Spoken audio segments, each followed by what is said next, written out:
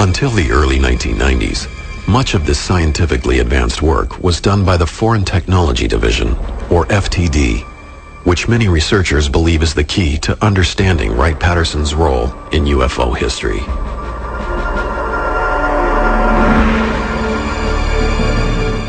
The Foreign Technology Division was the Air Force unit that was responsible for scientific and technical intelligence as it applied to the air and space and missile capability of mainly the Soviet Union. They were there to prevent technological surprise. They were the experts in the bad guys' equipment. Wright-Patterson has a history of duplicating Russian equipment, German equipment, and reverse engineering it. Why would they not do the same thing with extraterrestrial technology? And so there's no question in my mind that's exactly what we're doing. Coming up, a second major UFO recovery and a second secret trip to Hangar 18. He saw two bodies through the porthole slumped over.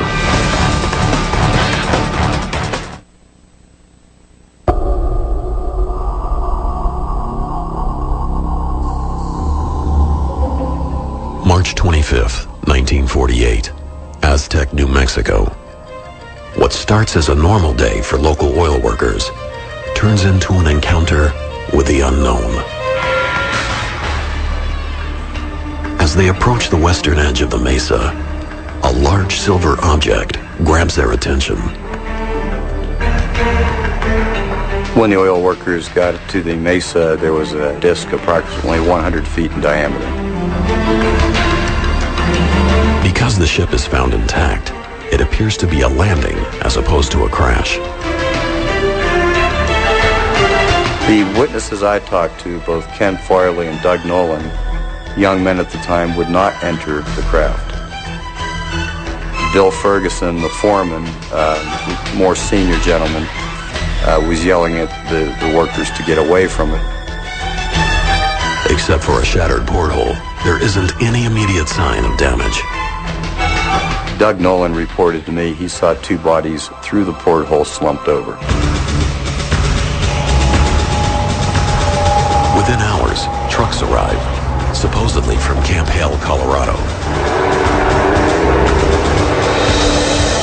It appears the U.S. government has another UFO incident to contend with. Having learned from their mistakes at Roswell, the Army quickly takes control of the situation. Roswell 9 months earlier had been sort of botched by putting it on the front page of many newspapers around the country. I think the military had really fine-tuned their skills on going in and retrieving a down-flying disc or UFO. The secrecy started immediately upon the military's arrival at the crash site. They separated the locals and reminded them of their patriotic duty for the United States and swore them to secrecy. 58 years ago, you were told to shut up for national security. You did it because you respected and trusted the government. The military wanted that craft immediately, and they would do whatever it took to get it out of there.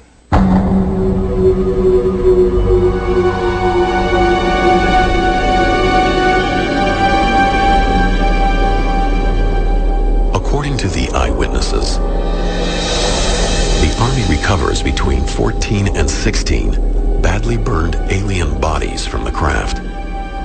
The recovery team reportedly brings both the ship and the alien corpses to a local safe house, away from the media.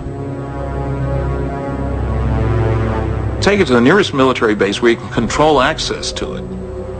And then you arrange to ship it to an appropriate place, depending on what you want done. But again, Wright-Patterson would be the eventual repository. Because of the number of alien bodies at Aztec, it is considered one of the most significant UFO retrievals to date. But UFO researchers say there are many other cases tied to Wright Field. October 1947, Paradise Valley, Arizona. May 1953, Kingman, Arizona. June 1953, Laredo, Texas. and December 5th, 1965, Kecksburg, Pennsylvania, are only a few of the alleged flying saucer recoveries in the U.S. alone. No matter where a UFO lands, it seems all roads lead back to Wright-Patterson and Hangar 18. Wright-Pat was kind of a graveyard for some of these things, and probably put them in a holding pattern until technology got to where they could look at them better. But despite countless books and the public interest in UFOs, there was no official confirmation about alien aircraft at Hangar 18.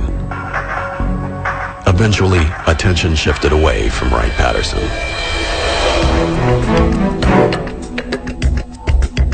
Interest was revived, however, in 1978, when UFO researcher Leonard Stringfield gave a speech at the annual Mutual UFO Network, or MUFON Symposium, coincidentally held in Dayton, Ohio, Wright-Patterson's home. Len was doing things in this field that nobody else had done. He actually had developed a number of people that were leaking information to him. They were given testimony on things that they had seen and done. Not just one person, but a whole entourage of people that he developed a trust where people knew they could trust him, and he wouldn't expose them, and they could give him the information, and he could correlate it with others and determine what's real and what isn't. Stringfield wrote several books on the subject of UFO crashes and their retrievals. Because of the secrecy involved, many of his sources didn't want their full names published for fear of losing their top-secret government jobs.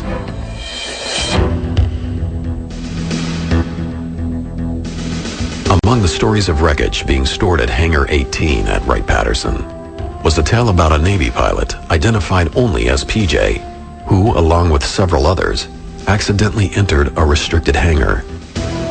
For a brief 30 seconds, a disc-shaped object of metallic color, 15 feet wide and 8 feet deep, was seen. I cannot confirm anything other than it was there. According to Stringfield's research, they were confronted by the guards and quickly escorted out of the hangar. Once outside, we had reassured each other that the good old U.S. had developed, or had all along, flying saucers in service.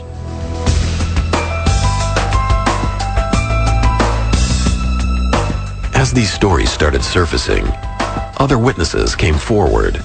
UFO researcher and Aberdeen, Washington police detective James Clarkson located June Crane, a former employee of Wright-Patterson from the Roswell era. She agreed to sit down with him for an audio interview in 1997, and Clarkson has consented to allow the History Channel to air this interview for the first time on television. Crane's story dates back to the early 1950s.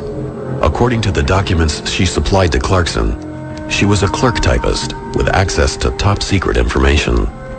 One afternoon, a lieutenant surprised her with a piece of unusual metal.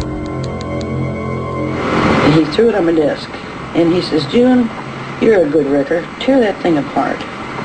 Break that up." And I took it, and I bent it, and I twisted it, and I laid it back down, and it got right back to the same shape.